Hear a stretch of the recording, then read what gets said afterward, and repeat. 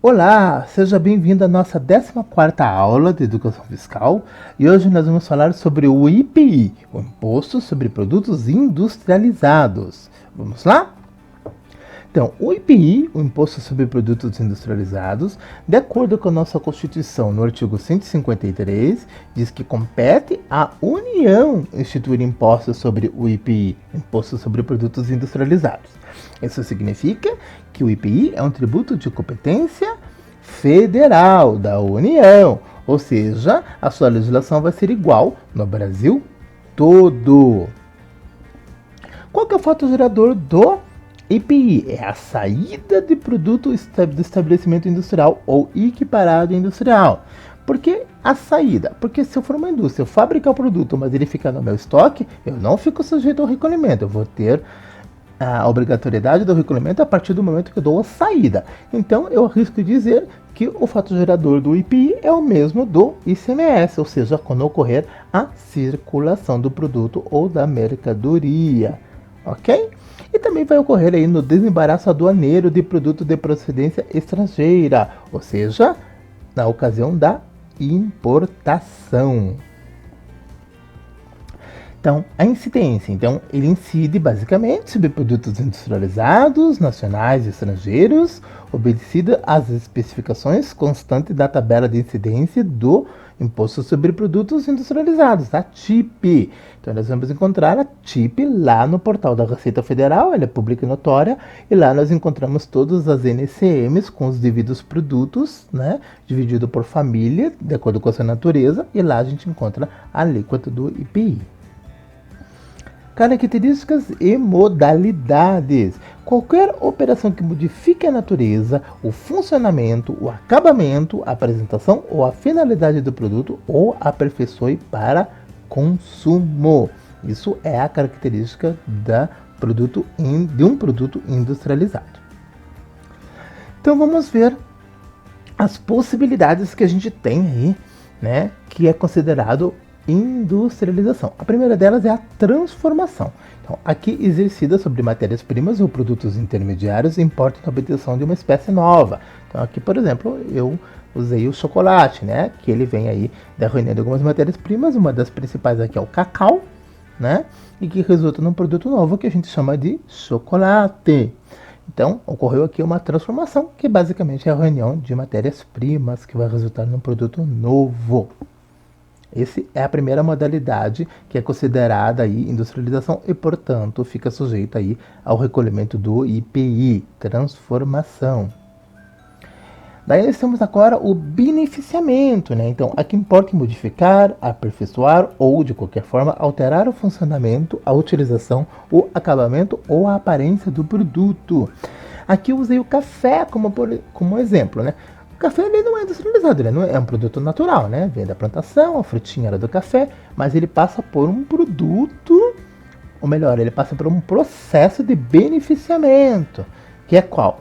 A torrefação e a moagem. Então isso é considerado beneficiamento, que vai mudar aí a característica do café, a aparência dele, e esse processo de beneficiamento também é considerado industrialização.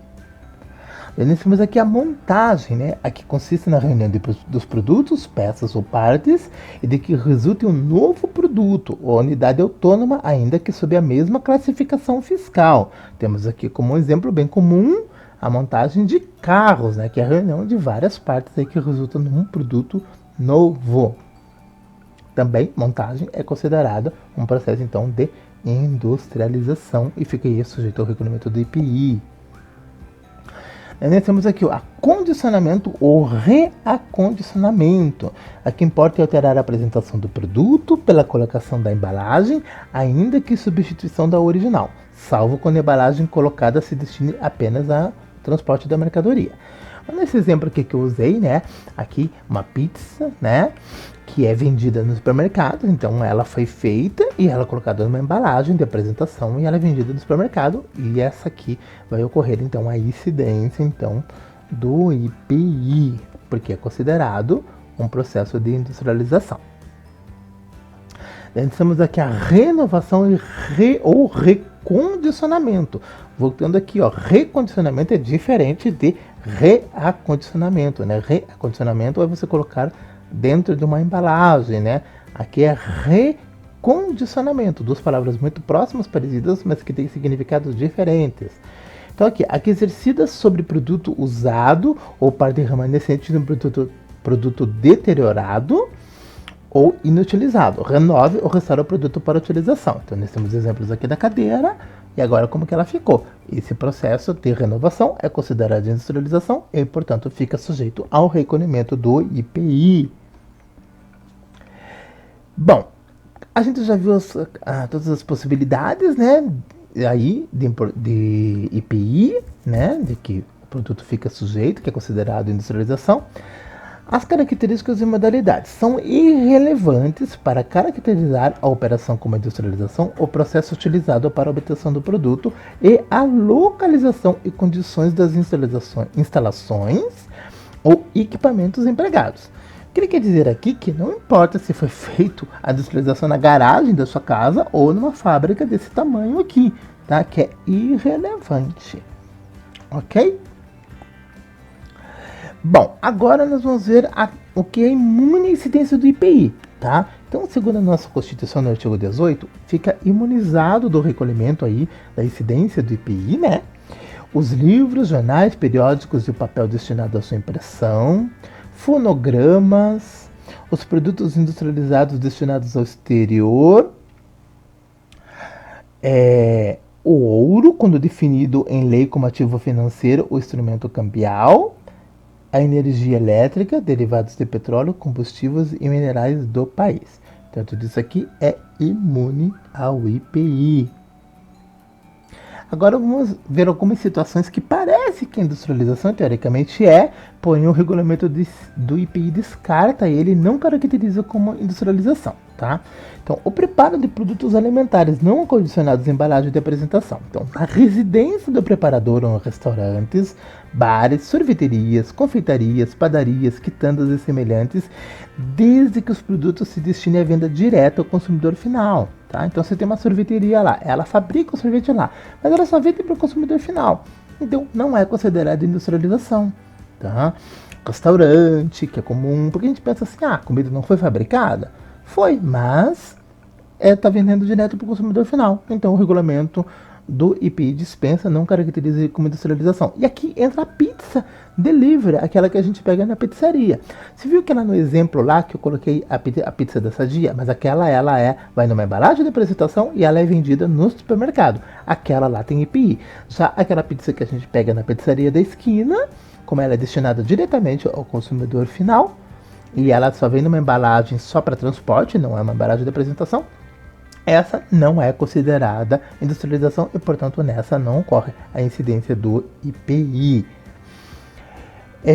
Em cozinhas industriais, quando destinadas a vendas diretas às corporações, empresas ou outras entidades para consumo de seus funcionários, empregados ou dirigentes. Então, são aquelas cozinhas que as empresas às vezes têm para servir aí almoço ou café da manhã para os seus colaboradores.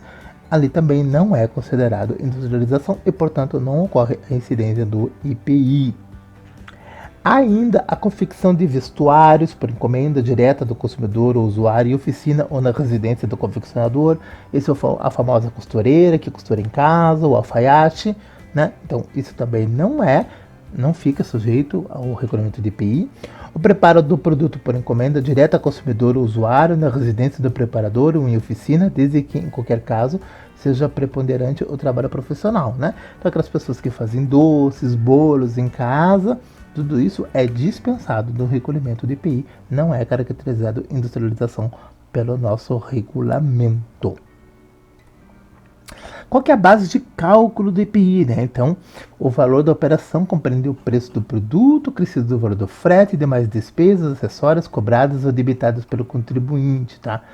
Não pode ser deduzido o valor da operação de descontos, diferenças, batimentos concedidos a qualquer título, ainda que condicionalmente. Tá? Então, essa aqui é a base de cálculo do IPI, basicamente é a mesma base de cálculo do ICMS.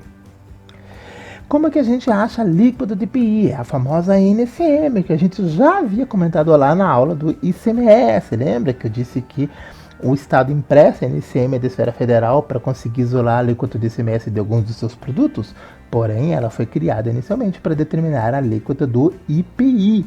E a gente vai encontrar lá na TIP, que é encontrado no site da Secretaria da Receita Federal, é pública e notória, assim como o RIP, que é o regulamento do IPI também. Então nós temos aqui a NCM, que é a nomenclatura comum do Mercosul, sistema harmonizado. Então aqui tem um exemplo de uma tabela, né, aqui de alguns cosméticos que vai determinar a alíquota do IPI através da sua NCM. Tá? Você não consegue emitir uma nota fiscal de produto se você não informar o NCM deste produto, ok? Então, quando que a empresa é considerada contribuinte de IPI? Afinal, então, quando ocorrem os fatos geradores citados anteriormente, que a gente viu até agora, em geral ocorrem nas indústrias importadoras ou equiparadas à indústria. Para tanto, a empresa deve ser inscrita na União, adquirindo assim o CNPJ, que é o Cadastro Nacional da Pessoa Jurídica. Tá? Vamos agora ver um exemplo de cálculo do IPI na nota fiscal de produto. Então, um exemplo de cálculo, que é uma empresa, uma indústria ou equiparada à indústria, o valor total da mercadoria é R$1.000, um desconto aqui incondicional, R$50 de frete e um produto com incidência de IPI a 5%, tá? Então, aqui o valor ficou entre R$1.000,50, né? A 5%, eu somei o frete, tá? Porque o frete faz parte da base de cálculo. Muita gente não sabe disso, muitas empresas acabam fazendo o cálculo errado, ignoram o frete, mas no regulamento do IPI está muito claro que o frete faz parte da base de cálculo, certo? Então você tem, da mesma forma que o frete faz parte da base de cálculo do ICMS, ele também faz parte da base de cálculo do IPI. Lógico, quando ele é destacado na nota fiscal do produto. Nós não estamos falando do frete que é cobrado lá no conhecimento de transporte da transportadora. Nós estamos falando do frete que você destacou na própria nota fiscal de venda do produto. Quando você fizer isso, daí esse frete vai ser agregado à base de cálculo do IPI. Ok? Então, por isso que aqui o total da base de cálculo ficou em 1.050 e o valor total do IPI ficou 52,50 e o total da nota ficou 1.062,50. Por que o total da nota aumentou? Porque o IPI, diferente do ICMS, que é imposto por dentro, que está embutido no valor da mercadoria, o IPI é chamado imposto por fora. Então, ele é somado ao total da nota fiscal. Ok? Checando o nosso aprendizado para a gente finalizar a nossa aula de hoje. O IPI é um tributo de competência federal. Isso significa que? Significa que ele vai ser igualzinho no Brasil todo. Ou seja, se eu determinar, se eu disser que a alíquota de IPI de um determinado produto é 5% no Paraná, vai ser 5% em Fortaleza, vai ser 5% no Rio de Janeiro, em qualquer lugar do Brasil, porque trata-se de um tributo da esfera federal.